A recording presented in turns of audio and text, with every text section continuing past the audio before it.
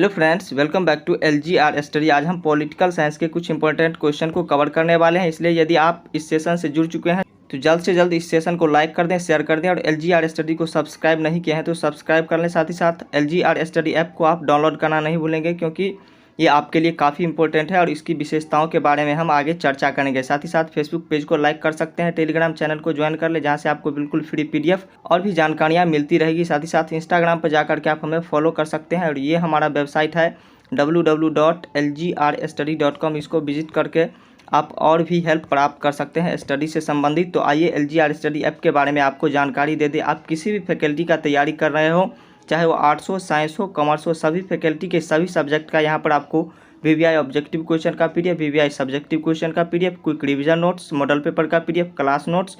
Session complete होने के बाद ऑनलाइन टेस्ट लिए जाएंगे, जो यहाँ पर बिल्कुल फ्री में लिए जाएंगे। इसलिए इस ऐप को आप इंस्टॉल करना नहीं भूलेंगे, जिसका लिंक हम डिस्क्रिप्शन में दे दें। चाहे तो प्ले स्टोर पर जाकर के भी आप इस ऐप को सर्च करके डाउनलोड कर सकते हैं। तो आइए आज के फर्स्ट क्वेश्चन को देखते हैं। पहला पिछड़ा आयोग का अध्यक्ष कौन था? आपको बता दें, पहला पिछड़ा आयोग का अध्यक्ष जो थे वो मुंगेरी लाल थे। और इसकी स्थापना की बात करें तो 1971 में इसकी स्थापना की गई थी।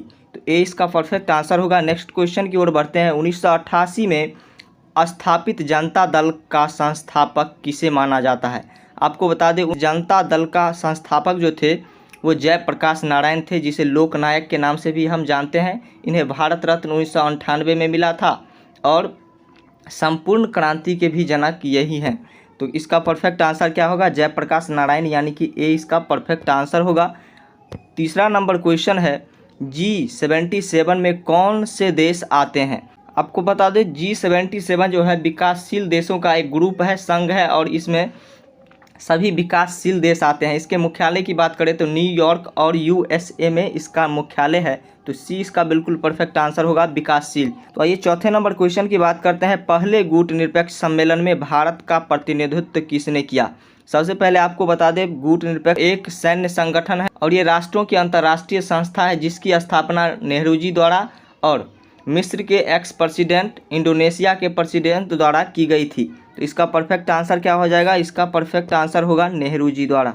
तो बी इसका बिल्कुल करेक्ट आंसर होगा। पाँचवें नंबर क्वेश्चन की ओर बढ़ते हैं।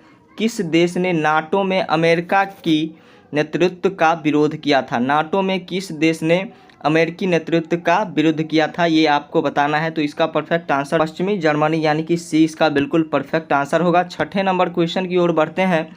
1917 में रूस में साम्यवादी राज्य की स्थापना किसने की?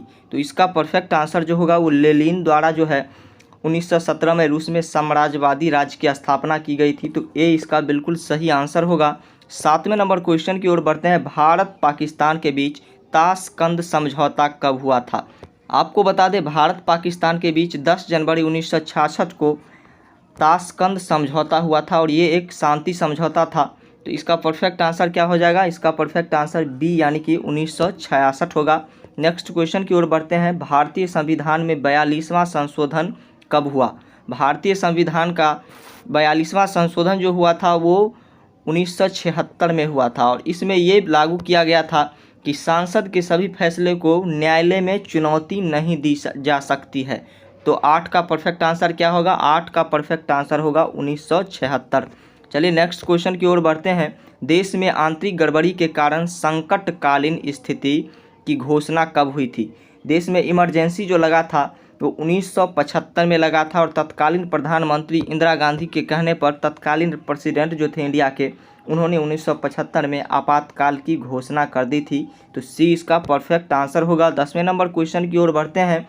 भारत में उत्तर पूर्वी क्षेत्र में असम का भाग काटकर पहला राज्य कौन सा बना? आपको बता दें कि उत्तर पूर्वी क्षेत्र में असम का भाग काट करके नागालैंड का स्थापना हुआ था और नागालैंड की राजधानी की बात करें तो कोहिमा इसकी राजधानी है। तो 10 का क्या होगा? परफेक्ट आंसर ए इसका परफेक्ट आंसर होगा। साथ ही साथ आपको बताते चले कि आपको यदि किसी भी क्वेश्चन का आंसर पता है तो हमारे साथ कमेंट सेक्शन में करते चले, ताकि हम समझ सके कि स्टूडेंट्स की तैयारी कितनी अच्छी है या फिर कैसी है। चलिए 11वें नंबर क्वेश्चन की बात करते हैं। 11वां नंबर क्वेश्चन है, बोडोलैंड स्वायत्तशासी परिषद किस राज्य में स्थित है? आपको बता दें, 11वां नंबर क्वेश्चन का परफेक्ट आंसर होगा वो असम। ए इसका बिल्कुल परफेक्ट आंसर होगा। बोडोलैंड स्वशासी परिषद जो है वो असम में स्थित है। नेक्स्ट क्वेश्चन की ओर बढ़ते हैं। 12वां नंबर क्वेश्चन है, सुंदरलाल बहुगुणा का नाम किस आंदोलन से जुड़ा है? तो आपको बता दें कि सुंदरलाल बहुगुणा का जो नाम है वो चिपको मूवमेंट यानी कि चिपको आंदोलन से जुड़ा हुआ है। ये इनके नेता थे। तो इसका परफेक्ट आंसर क्या होगा? इसका परफेक्ट आंसर डी यानी कि चिपको आंदोलन होगा। चलिए 13वें नंबर क्वेश्चन की बात करते हैं। 13वां नंबर क्वेश्चन है, भारतीय जनता पार्टी को किस पार्टी का पुनर्जन्म कहा जाता है? भारतीय जनता पार्टी को भारतीय जनसंघ का पुनर्जन्म कहा जाता है। तो ये इसका परफेक्ट आंसर होगा। 14वें नंबर क्वेश्चन की ओर बढ़ते हैं। पहला गुट निरपेक्ष सम्मेलन कहाँ हुआ था? आपको बता दें कि पहला गुट निरपेक्ष सम्मेलन बेलग्रेड में हुआ था। कहाँ हुआ था? बेलग्रेड में सबसे पहला गुट निरपेक्ष सम्मेलन हुआ था। तो बी इसका परफेक्ट आंसर होगा। नेक्स्ट क्वेश्चन की ओर बढ़ते हैं। दो ध्रुवीयता का अर्थ है, दो ध्रुवीयता का अर्थ क्या है? अमेरिकी प्रभुत्व, सोवियत संघ का प्रभुत्व, अमेरिका और सोवियत संघ का प्रतिद्वंदी प्रभुत्व। तो सी इसका बिल्कुल परफेक्ट आंसर होगा। अमेरिका और सोवियत संघ प्रतिद्वंदी प्रभुत्व, दो ध्रुवीयता का यही अर्थ है। चलिए नेक्स्ट क्वेश्चन की ओर बढ़ते हैं। भारतीय राजनीतिक दलीय व्यवस्था को किस श्रेणी में रखा गया है? एक दलीय व्यवस्था, द्विदलीय व्यवस्था, बहुदलीय व्यवस्था, एक दल का प्रभुत्व। आपको बता दें कि इसका परफेक्ट आंसर जो होगा वो बहुदलीय व्यवस्था है। भारत में किसी भी दल का लिमिट नहीं है कि कितनी पार्टी बननी चाहिए या नहीं बननी चाहिए, अनलिमिट है। तो इसका परफेक्ट आंसर सी यानी कि बहुदलीय व्यवस्था होगा। चलिए नेक्स्ट क्वेश्चन की ओर बढ़ते हैं। 17वां नंबर क्वेश्चन है, पेरेस्ट्रोइका एवं ग्लासनोस्त के मंत्र किसने दिए? तो इसका परफेक्ट आंसर जो होगा वो गोर्बाचेव यानी कि डी इसका बिल्कुल परफेक्ट आंसर होगा।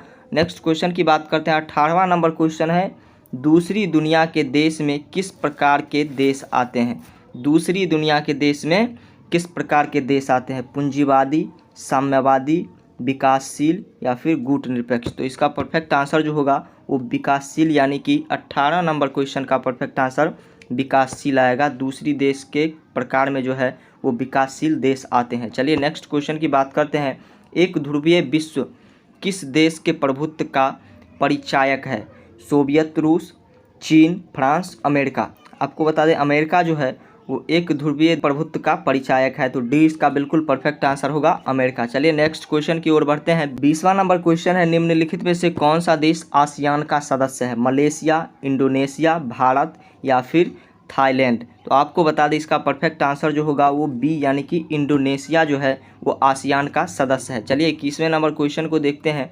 दक्षेस का पहला सम्मेलन कहाँ हुआ था? चलिए 21वें नंबर क्वेश्चन को देख लेते हैं। दक्षेस का पहला सम्मेलन कहाँ हुआ था?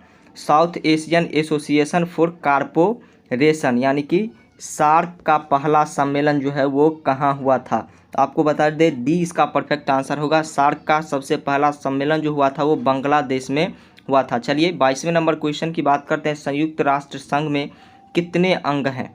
2, 3, 4 या फिर 6। आपको बता दें कि संयुक्त राष्ट्र संघ में 6 अंग है, इसलिए डी इसका परफेक्ट आंसर होगा। 23वां नंबर क्वेश्चन है, संयुक्त राष्ट्र संघ के तत्वाधान में निःशस्त्रीकरण आयोग कब बना? संयुक्त राष्ट्र संघ के तत्वाधान में निःशस्त्रीकरण आयोग जो बना था वो 1952 में बना था। तो बी इसका परफेक्ट आंसर होगा।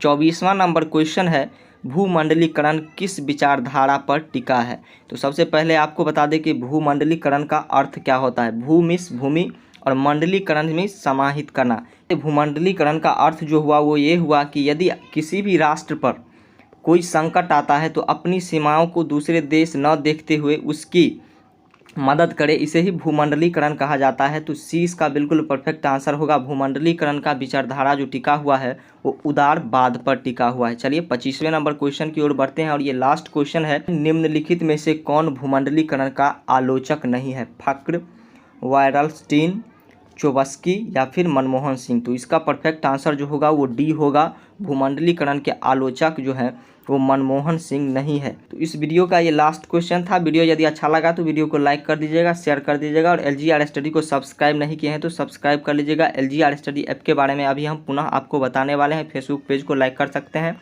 टेलीग्राम चैनल से आपको सभी क्लास का बिल्कुल फ्री PDF मिलता रहेगा और भी जानकारियाँ मिलती रहेगी। साथ ही साथ इंस्टाग्राम पर जाकर के आप हमें फॉलो कर सकते हैं जो LGR स्टडी के नाम से है।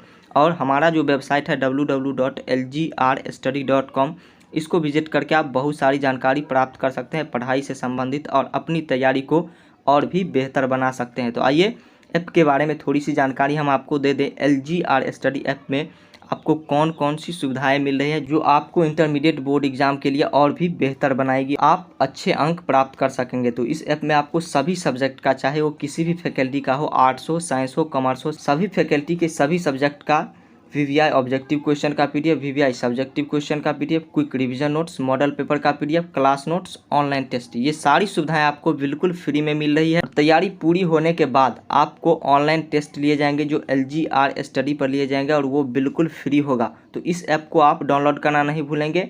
इसका लिंक हम डिस्क्रिप्शन में दे दिए हैं और आप चाहें तो प्ले स्टोर पर सर्च करके LGR स्टडी टाइप करेंगे और आपको ये ऐप सबसे पहले मिल जाएगा और आप इसे डाउनलोड कर लेंगे। तो आज के लिए इतना ही रखते हैं। Thank you.